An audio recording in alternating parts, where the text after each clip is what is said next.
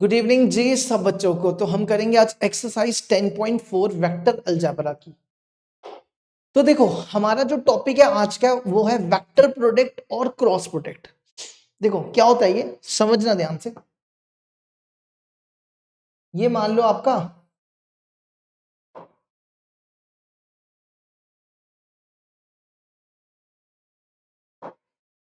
ये ए वेक्टर है और ये बी वेक्टर है। ठीक है, ए वेक्टर और बी वेक्टर। वैसे तो वेक्टर और इनके बीच का जो एंगल मान लो थीटा। ठीक है, जो क्रॉस प्रोडक्ट होता है ना उसको कैसे डिनोट करते हैं? इसको ए क्रॉस बी से डिनोट करते हैं। किससे डिनोट करते हैं? ए क्रॉस बी से। क्रॉस प्रोडक्ट या वेक्टर प्रोडक्ट को किससे डिनोट करते हैं? ए क्रॉस बी से। और ये वेक्टर क्वांटिटी होती है। मतलब जब आप इसको सॉल्व करोगे ना तो इसका जो आंसर आएगा वो वेक्टर में आएगा। वेक्टर क्वांटिटी होती है ये। ठीक है, इसको वेक्टर क्वांटिटी भी बोलते हैं। अब देखो वेक्टर क्या होता है? वेक्टर होता है मैग्नीट्यूड और डायरेक्शन, है ना। तो हमें इसमें डायरेक्शन भी चाहिए होगी। तो देखो ये मान लो इसकी डायरेक्शन है, इसको बोलते हैं एन कैप। यहां पे जो एन कैप है ये बेसिकली डायरेक्शन है। और ये जो डायरेक्शन है ना ये दोनों के परपेंडिकुलर है। इसके भी परपेंडिकुलर है और इसके भी परपेंडिकुलर है। ठीक है, ए के भी परपेंडिकुलर है और बी के भी परपेंडिकुलर है। और ये डायरेक्शन इस तरफ भी हो सकती है, ऐसे भी हो सकता है। ठीक है, ये डायरेक्शन आपकी इस तरफ भी हो सकती है। तो ए क्रॉस बी क्या होता है? ए क्रॉस बी बेसिकली होता है, एक तो होता है मैग्नीट्यूड और वेक्टर, है ना।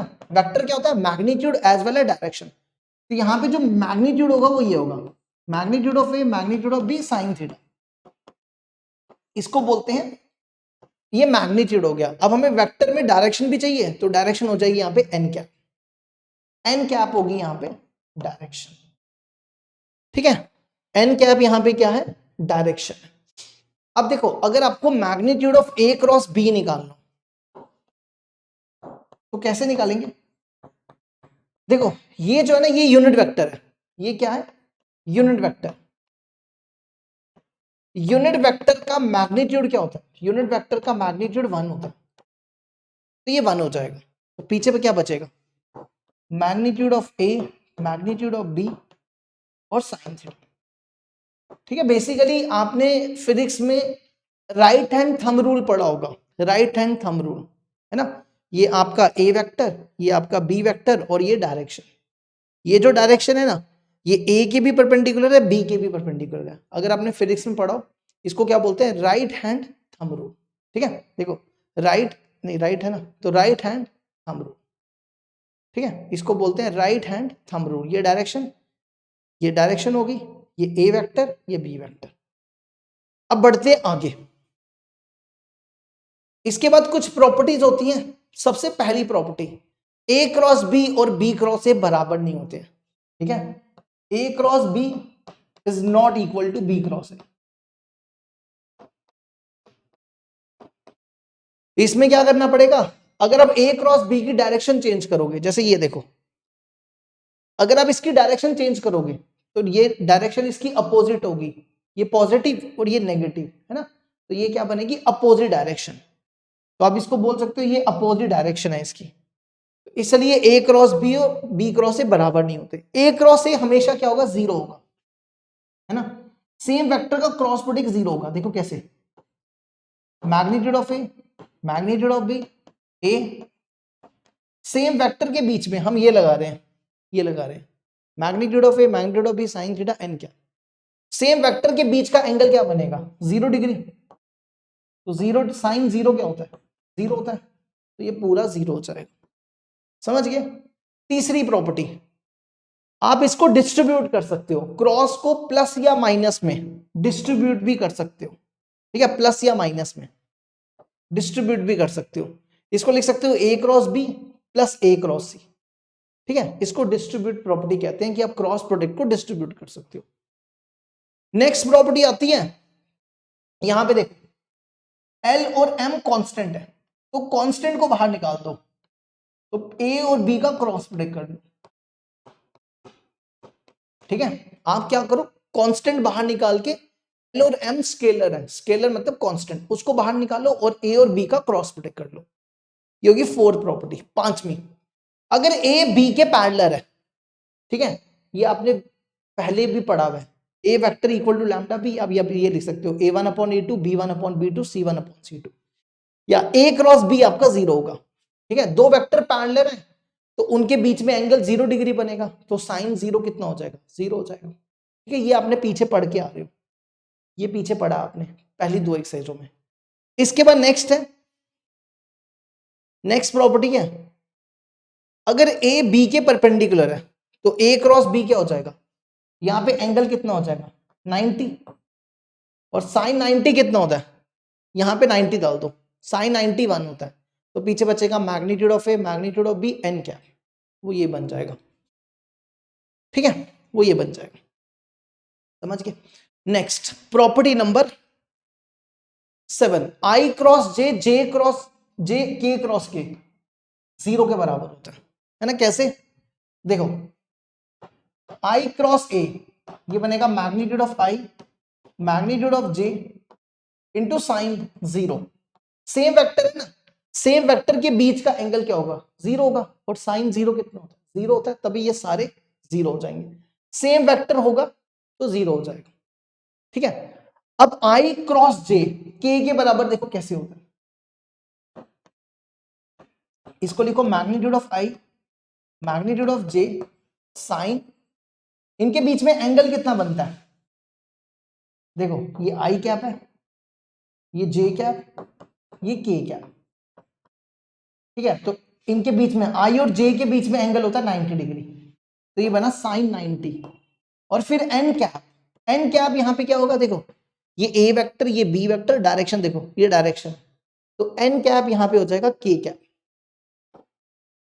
ठीक है। आई का मैग्नीट्यूड 1 होता है, ये आपने 10.3 में पढ़ा हुआ है कैसे निकालते हैं, जे का 1 होता है, साइन 90 1 होता है, तो बनेगा के कैप, ठीक है। तो पीछे क्या रह जाएगा, पीछे रह जाएगा I cross J which is equal to K, और अगर आप जे क्रॉस आई करते हो, डायरेक्शन उल्टी कर दो तो माइनस के हो जाएगा, जैसे आपने डायरेक्शन रिवर्स कर दी तो जे क्रॉस आई माइनस के हो जाएगा, इसी तरह जे क्रॉस के आई हो जाएगा, और अगर के क्रॉस जे करोगे तो माइनस आई हो जाएगा, के क्रॉस आई जे होता है, और अगर आप डायरेक्शन रिवर्स कर दो आई क्रॉस ए कर दो तो माइनस जे हो जाएगा, ठीक है। अब इसको याद कैसे रखना है, देखो इसको याद रखने का तरीका क्या है,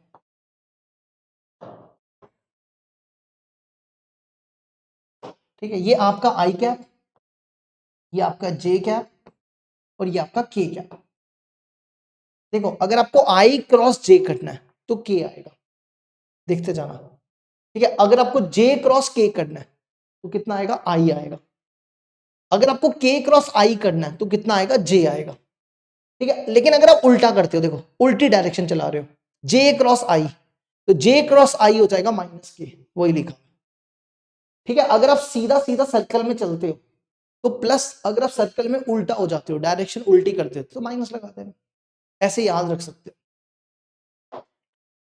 इसके बाद आता है, अगर दो वेक्टर दिए हों और उनके बीच का क्रॉस प्रोडक्ट निकालना हो तो कैसे निकालते हैं, देखो सबसे पहला काम क्या करो, डिटर्मिनेंट बनाओ, यहां लिखो आई कैप जे कैप के कैप, यहां पे ए के कोफिशिएंट्स a1 a2 a3,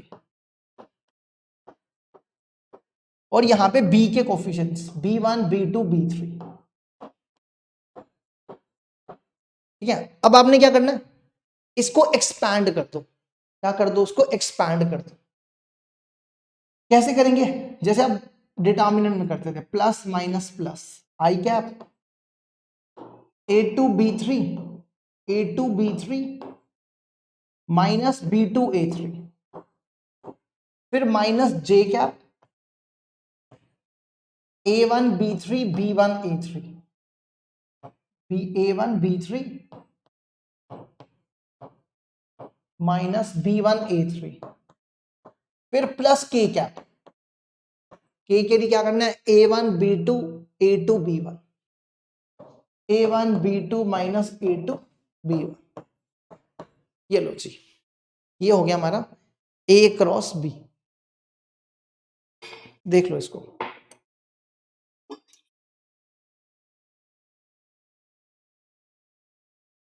इसके आगे बढ़ते हैं। अगर आपको यूनिट वेक्टर निकालना है जो A और B के दोनों के परपेंडिकुलर है, तो कैसे निकालना है? देखो, ये आपका A वेक्टर है, ये A वेक्टर, ये B वेक्टर, और एक यूनिट वेक्टर है जो इन दोनों के परपेंडिकुलर है।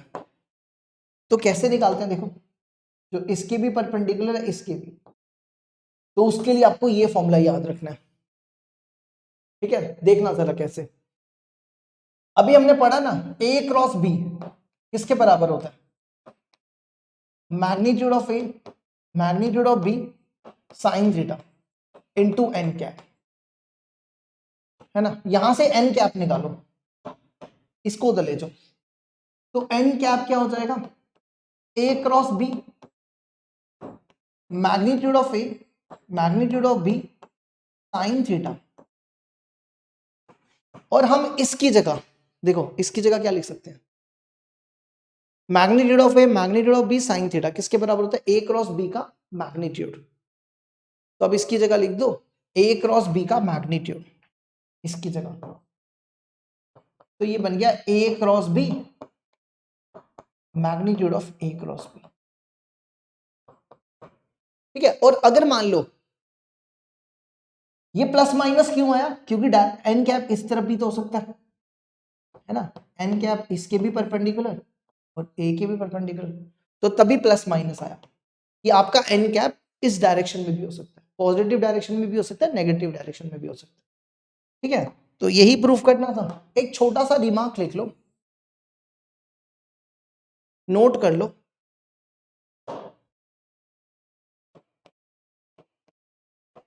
देखो, इफ ए वेक्टर, आपको वेक्टर निकालना है,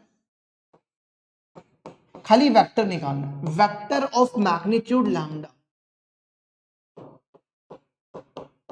एक वेक्टर निकालना है जिसका magnitude lambda which is perpendicular to A vector and B vector। तो उसके लिए क्या लिखना है आपको? यही सेम लिखना है, बस खाली वेक्टर निकालना है। तो वेक्टर निकालना है plus minus lambda A cross B। ठीक है, याद रख लो, अगर आपको खाली वेक्टर निकालना है, ये हमने क्या निकाला है? यूनिट वेक्टर, ये हमने यूनिट वेक्टर निकाला है। अगर आपको खाली वेक्टर निकालना है तो नीचे वाली चीज छोड़ देना, सिर्फ ये लिखना और जो लैम्डा दिया होगा उससे मल्टीप्लाई कर लेना, बस ये करना है इसमें। ठीक है, इसके आगे बढ़ते हैं। इसका नाम है लैग्रेंजियस आइडेंटिटी। लैग्रेंजियस आइडेंटिटी क्या होती है? ए डॉट बी का स्क्वायर, ए क्रॉस बी का स्क्वायर, आप इसको लिख सकते हो ए स्क्वायर बी स्क्वायर। ठीक है, ये भी याद रख सकते हो। देखो जरा इसका प्रूफ कैसे करेंगे।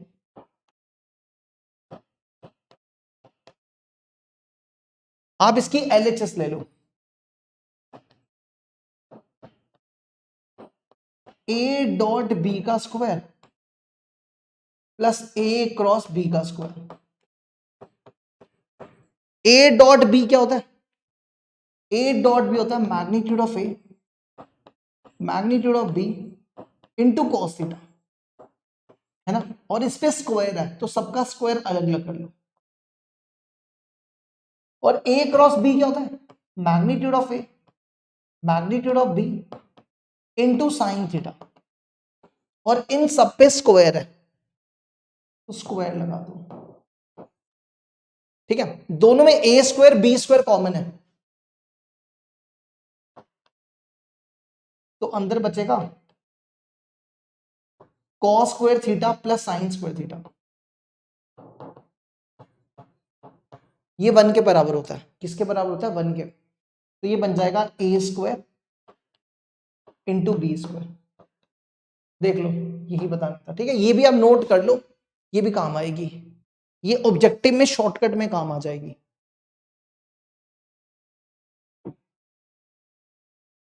नेक्स्ट, इसके बाद आता है जियोमेट्रिकल मीनिंग,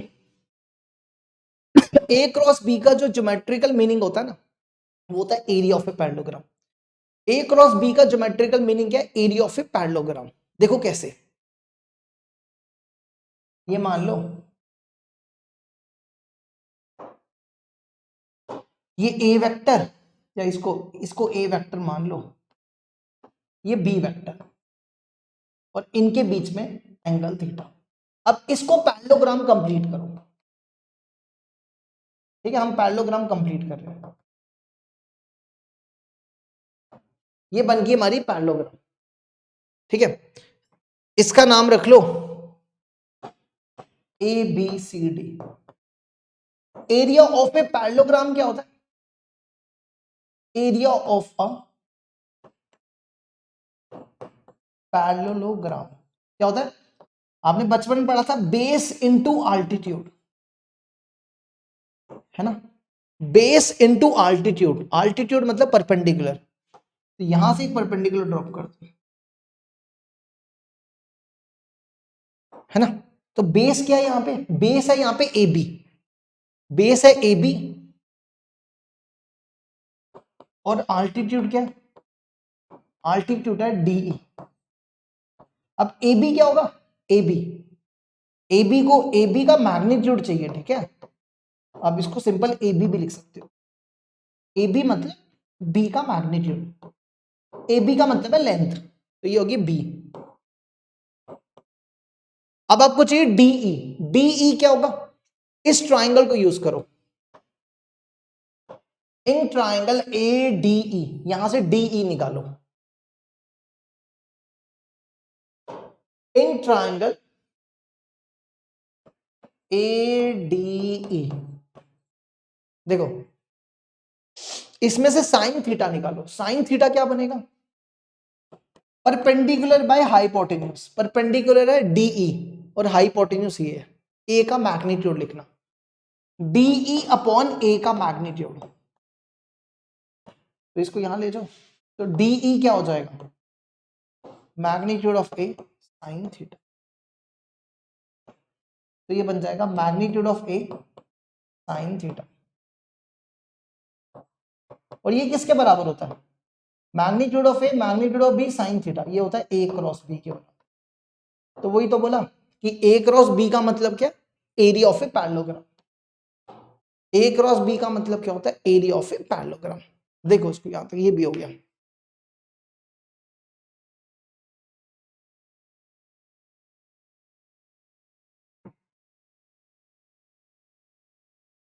देखो जैसे इसका, अच्छा, अगर आपको एरिया ऑफ ए पैरेललोग्राम निकालना है ना, तो उसके लिए आपको क्या फॉर्मूला याद रखना है? A cross B, simple A cross B. अगर आपको डायगोनल दिए होंगे, क्या दिए होंगे? डायगोनल, तो उसके लिए क्या याद रखना है? 1/2 से डिवाइड करना है। देखो यहाँ पे जो एरिया ए क्रॉस बी क्या है, यहाँ पे लिख सकते हो ए और बी क्या होती है,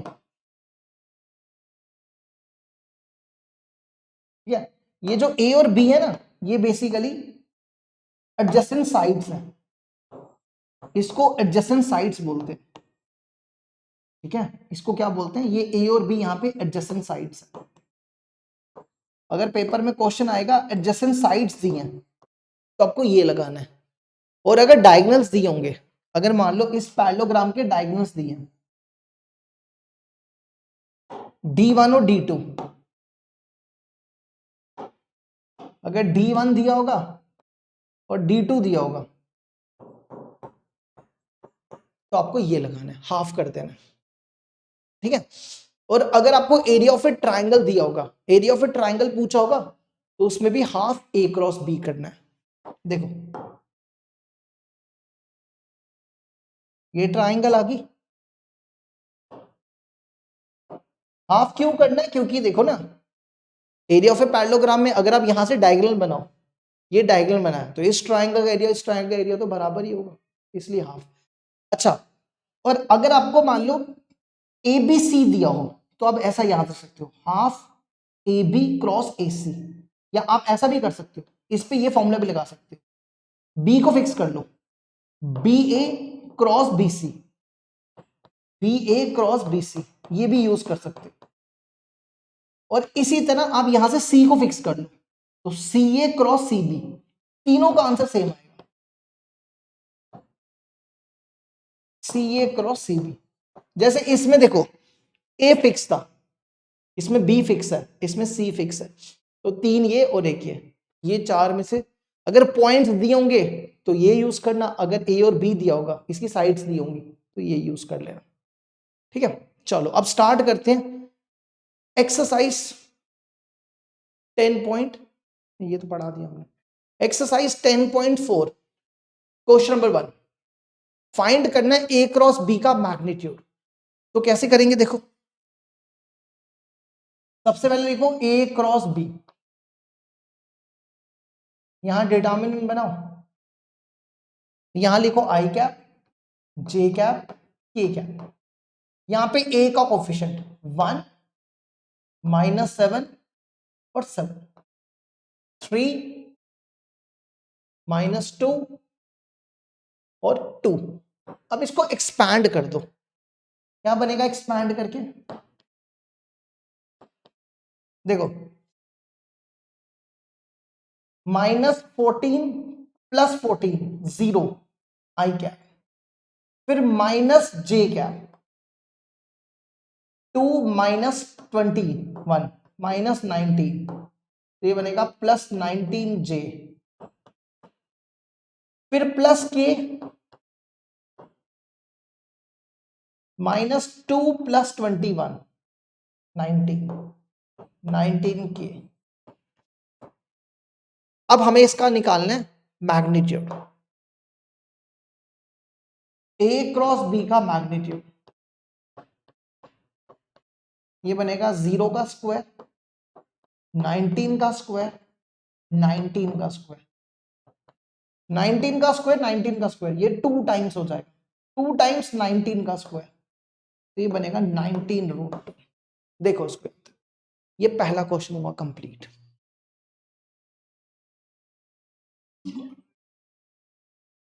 अब देखो अगला, next find a unit vector. हमें यूनिट वेक्टर निकालना है जो परपेंडिकुलर है a + b के और a - b के। ठीक है, तो देखो हमने अभी आपको फॉर्मूला बताया, यूनिट वेक्टर निकालना है, देखो unit vector perpendicular to a और b, तो दोनों का क्रॉस और अपॉन में इसका मैग्नीट्यूड, है ना, तो आपको यहां पे भी यही करना है। तो आप पहले तो इसको मान लो, इसको u मान लो और इसको v मान लो, तो आपका क्या बनेगा, plus minus u cross v upon में u क्रॉस v का मैग्नीट्यूड। ठीक है, क्योंकि आपको परपेंडिकुलर a + b और a - b के बराबर दिया, तो लेट कर लो, let u vector equal to a vector plus b vector और v vector equal to a vector minus b vector. अब दोनों को प्लस करो, a + b, ये a है ये b है, 3i + i 4i, 2j + 2j 4j, 2k - 2k 0k, फिर a - b, 3i में से i गया 2i, 2j में से 2j 0j, 2k में से माइनस करना है 4k, ये बन गया। अब हमें क्या चाहिए, u cross v vector, determinant बनाओ, यहां लिखो आई कैप, जे कैप, के कैप, चलो यहां लिखो 4 4 0 2 0 4, इसको एक्सपैंड कर दो, 16 - 0 16 आई कैप, फिर आएगा -j कैप, 16 - 0 16 -16 j कैप, और फिर लास्ट के कैप, 0 - 8 -8 के कैप। अब आपको चाहिए u क्रॉस v का मैग्नीट्यूड, u क्रॉस v का मैग्नीट्यूड कैसे निकालेंगे, देखो 16 का स्क्वायर, 16 का स्क्वायर, 8 का स्क्वायर, 16 का स्क्वायर माइनस 16 का स्क्वायर और माइनस 8 का स्क्वायर, कितना हो जाएगा ये? 16 का स्क्वायर 256, 256, 512, 512 प्लस 64, 576, 576 का रूट किसका होता है? 24 का, है ना। अब आपको निकालना है N cap, which is equal to plus minus U cross V कौन में इसका मैग्नीट्यूड। इसकी वैल्यू ये डालो, 16i minus 16j minus 8k और अपॉन में 24। अब इसको अलग अलग करो, ये बनेगा 16/24i, 16/24j माइनस 8/24k, तो ये बनेगा 2/3i minus 2/3j minus 1/3k। ये लो जी, ये भी कंप्लीट हुआ।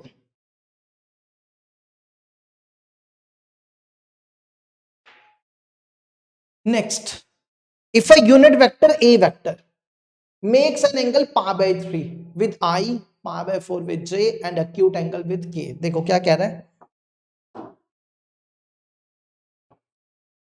ये मान लो आपका x एक्सिस है, ये y एक्सिस, ये z एक्सिस, ये o, ये i कैप, ये j कैप और ये k कैप। ये कहता है कि एक यूनिट वेक्टर है, मान लो वो ये है, ये आपका यूनिट वेक्टर है जिसका नाम रख लो ए वेक्टर। ये ए वेक्टर जो है आई के साथ π/3 एंगल बना रहा है, आई के साथ कितना एंगल बना रहा है? π/3। जे के साथ बना रहा है π/4, इसके साथ बना रहा है π/4 और के के साथ बना रहा है थीटा। ठीक है, आपको क्या निकालना है? थीटा निकालना है। ठीक है, ये कंसेप्ट है डायरेक्शन कोसाइंस का, आपने डायरेक्शन कोसाइंस पढ़ी थी ना, ये उसी तरीके से करना है। एक्सरसाइज 10.2 में पढ़ाई थी। एल हो जाएगा cos π/3, एम हो जाएगा cos π/4 और एन हो जाएगा cos थीटा। ठीक है, ये एल एम एन यहां पे डायरेक्शन कोसाइंस है जो हमने 10.3 में पढ़ी थी। cos 60 1/2, cos 45 1/√2। देखो L square plus M square plus N square किसके बराबर है? 1 के बराबर। एल का स्क्वायर 1/2 का स्क्वायर 1/4, 1/√2 का स्क्वायर 1/2, एन कितना है? cos square theta. सॉल्व कर लो इसको। cos square theta equal to 1 minus 1/4 minus 1/2, तो ये बनेगा, इसका एलसीएम ले लो, 4 एलसीएम, यहां आएगा 4, यहां आएगा 2, 4 में से 2 और 1 बचेगा, तो cos थीटा हो जाएगा √1/4, ये हो गया 1/2। cos 1/2 होता है 60 डिग्री पे। ठीक है, अब आपको निकालना है कंपोनेंट ऑफ ए। कंपोनेंट्स का मतलब होता है कि आपको इनके साथ आई जे के लगा देना, LIMJNK, LIMJNK। कंपोनेंट का मतलब होता है कि आई जे के लगाना। ठीक है, तो आई एल कितना है? 1/2, एम कितना है? 1/√2, एन कितना है? एन है cos थीटा, और cos थीटा कितना है? 1/2, तो ये बना 1/2 के क्या। ये लो जी, ये भी हो गया। अब देखो अगला, show that a minus B cross a plus B equal to 2 times a cross b। अब इसकी LHS लो, a minus B cross a plus B, इसमें क्या करो, नॉर्मल डिस्ट्रीब्यूटिव प्रॉपर्टी लगाओ, मतलब जैसे मल्टीप्लाई करते हैं ना वैसे ही करना है। A cross A cross B,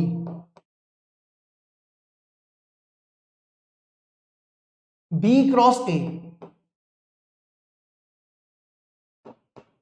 minus B cross B,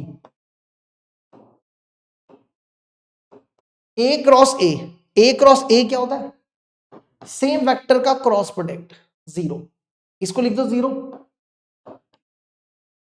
A cross B, देखो ए क्रॉस बी को हम लिख सकते हैं माइनस बी क्रॉस ए, ये पहली प्रॉपर्टी बताई थी। तो माइनस बी क्रॉस ए की जगह अगर हम ए क्रॉस बी लिख दें और बी क्रॉस बी को जीरो लिख दो, तो ए cross B, A cross B, ये बनेगा 2a क्रॉस बी। आप चेक कर लो, ये हमारी RHS, ये देखो, ये लो जी, ये भी हो गया, 4 भी हो गया। Next, find lambda and mu, आपको लैम्डा और म्यू निकालना है। देखो इनके बीच का क्रॉस दिया हुआ है, जब भी क्रॉस दिया हो तो क्या करते हैं, डिटर्मिनेंट बनाते हैं। यहां लिखो आई कैप, जे कैप, के कैप, यहां लिखो 2 6 27। याद रखो जब भी क्या दिया हो क्रॉस तो डिटर्मिनेंट बना के करते हैं। 2 6 27, यहां लिखो 1 लैम्डा म्यू, और यहां लिखो जीरो वेक्टर, ये जीरो वेक्टर। इसको करो expand, 6 mu minus 27 lambda, 6 mu minus 27 lambda into I cap, 2 mu minus 27 J cap, और last 2 lambda minus 6 K cap. Zero vector को लिखो, 0 आई, 0 जे, 0 के। अब यहां पे आई जे के को कंपेयर करो, आई जे के कोफिशिएंट कंपेयर करो, तो देखो आई का यहां पे ये है और यहां पे 0 है, 6 mu minus 27 lambda which is equal to 0, और फिर जे का minus 2 mu minus 27 equal to 0। इसको सॉल्व कर लो, म्यू यहां से आ जाएगा 27/2, और फिर इसको कंपेयर करो, 2 lambda minus 6 is equal to 0, 2 lambda equal to 6, lambda equal to 3। बस यही निकालना था, लैम्डा और म्यू, ये भी हो गया।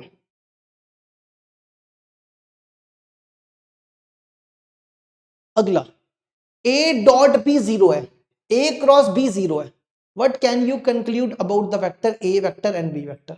देखो अगर ए डॉट बी 0 है तो हमें बताना है कि ए और बी क्या हो सकता है। देखो ए डॉट बी 0 कब हो सकता है, या ए 0 हो जाए, या बी 0 हो जाए, या ए बी के परपेंडिकुलर हो जाए, यही हो सकता है। ए डॉट बी 0 कब हो सकता है, या ए 0 हो जाए, या बी 0 हो जाए, या ए बी के परपेंडिकुलर हो जाए, है ना। और दूसरा, ए क्रॉस बी 0 है, ये कब हो सकता है, या तो ए 0 हो जाए, या बी 0 हो जाए, या ए बी के पैरेलल हो जाए। ये अभी लिखाया था, ए क्रॉस बी 0 कब होता है, या ए 0 हो जाए, या बी 0 हो जाए, या ए बी के पैरेलल हो जाए, है ना। ये तो पता ना आपको, अभी ये अभी लिखाया था, और ये 10.3 में बताया। अब यहां पे देखो ये पॉसिबल नहीं है, ये पॉसिबल नहीं है, क्यों, क्योंकि देखो ना ए बी के परपेंडिकुलर भी है और ए बी के पैरेलल भी है। ऐसा हो सकता है कि एक वेक्टर परपेंडिकुलर भी हो दूसरे के और एक वेक्टर पैरेलल भी हो, तो ये तो पॉसिबिलिटी नहीं है। तो इसका मतलब पॉसिबिलिटी क्या है, हेंस या तो ए 0 हो जाए या बी 0 हो जाए, यही पॉसिबिलिटी हो सकती है, ठीक है। चलो नेक्स्ट सेवंथ क्वेश्चन होमवर्क करना है, ये आसान है, इसमें कुछ नहीं करना, पहले b प्लस सी निकालो, उसका क्रॉस करो डिटर्मिनेंट बना के, a क्रॉस b निकालो डिटर्मिनेंट बना के, a क्रॉस c निकालो डिटर्मिनेंट बना के, ठीक है। तो ये होमवर्क रहेगा। 8 देखो क्या कहता है, अगर a वेक्टर 0 है, b वेक्टर 0 है, देन a क्रॉस b भी 0 है, is the converse true, justify your answer with an example. देखो कहता है कि अगर a वेक्टर 0 है, b वेक्टर 0 है, तो a क्रॉस b 0 होगा, ये तो 100% होगा। अगर a और b में से कोई भी एक 0 हो जाए तो a क्रॉस b 0 हो जाएगा। अब ये कहते हैं कन्वर्ट्स, कन्वर्ट्स क्या, अगर a क्रॉस b 0 है तो जरूरी है कि a और b को 0 होना पड़ेगा? नहीं, ऐसा जरूरी नहीं है, ऐसा जरूरी नहीं है। देखो कैसे, आप a को ले लो i प्लस जे प्लस के, ठीक है, ये 0 नहीं है, और b को ले लो 2i plus 2j plus 2k, ये भी 0 नहीं है। तो आप a क्रॉस b निकालो, a क्रॉस b क्या बनेगा,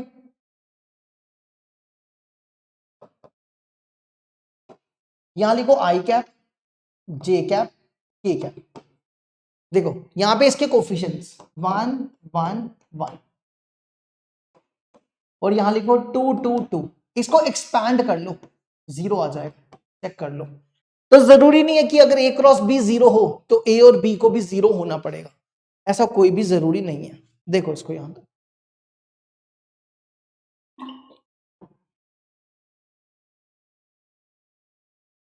अगला, find the area of the triangle. आपको एरिया ऑफ ए ट्राइंगल निकालना है, और ट्राइंगल के 3 वर्टिसेस दिए हैं, ये a हो गया 1 1 2, ये b हो गया 2 3 5, और ये c हो गया 1 5 5। एरिया ऑफ ए ट्राइंगल के आपको फॉर्मूले क्या लिखाए थे, देखो जब आपके पास 3 वर्टिसेस दिए होंगे, इन तीनों में से कोई भी लगा लो, सेम आंसर आएगा, ये लगाओ ये लगाओ ये लगाओ, कोई भी लगा लो, ठीक है। तो हम लगाते हैं, पहला वाला लगा लेते हैं, area of triangle 1/2 AB cross AC।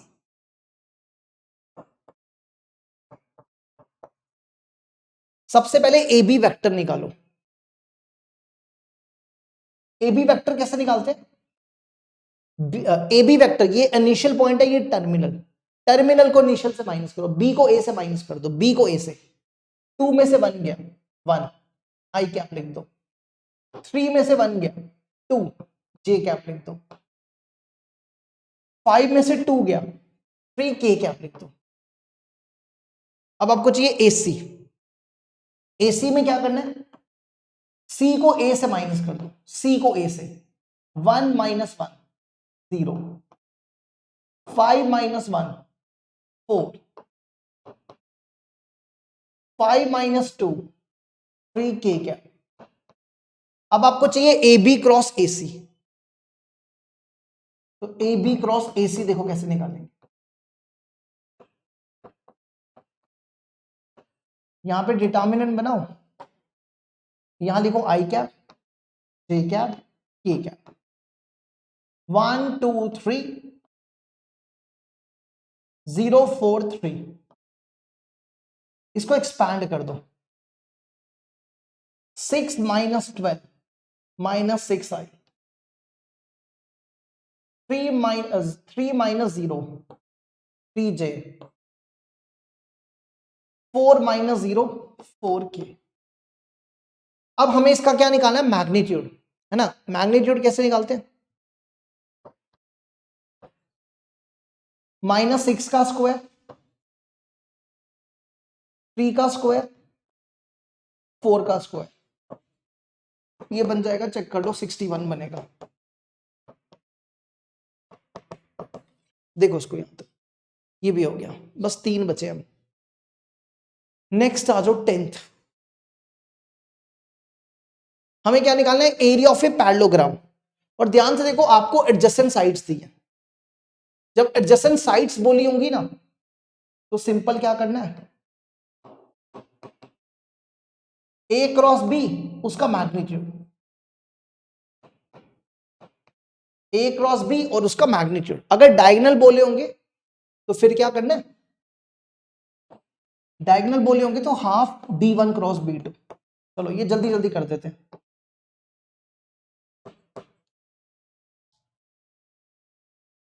1 - 1 3, 2 - 7 1।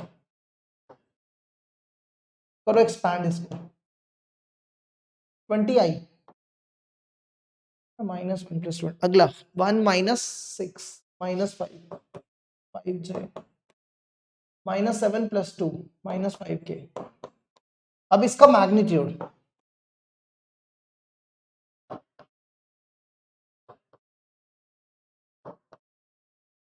20 का स्क्वायर, 5 का स्क्वायर -5 का स्क्वायर, ये बनेगा 450, है ना। इसको लिखो 225 × 2, ये बना 15√2। तो ये एरिया आ गया 15√2 स्क्वायर यूनिट।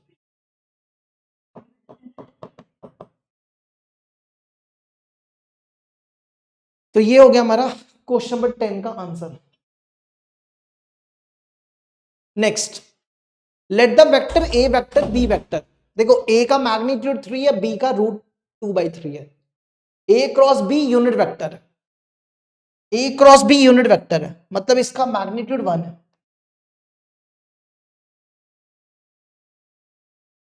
ठीक है, आपको बताना है angle between A and B, A और बी के बीच में एंगल बताना है। तो आप इसको लिखो, magnitude of A magnitude of B sine theta is equal to 1। A का मैग्नीट्यूड क्या दिया, 3, बी का मैग्नीट्यूड √2/3।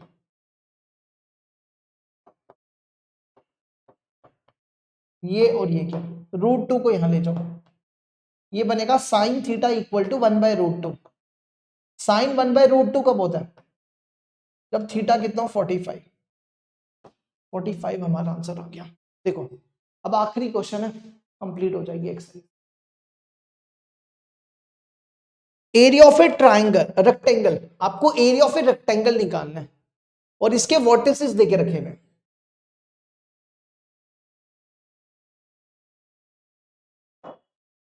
ठीक है, ये ए दिया, ये बी दिया, ये सी दिया, ये डी दिया। तो एरिया ऑफ अ रेक्टेंगल, आपने क्या करना है, एडजेसेंट साइड्स का क्रॉस कर देना। ये एडजेसेंट साइड्स है ना, इसका क्रॉस कर दो, A B cross B C. तो ए बी निकाल लो पहले। ए बी कैसे निकालेंगे, बी को ए से माइनस कर दो। देखो ये ए है, ये बी है, ये सी है और ये डी है।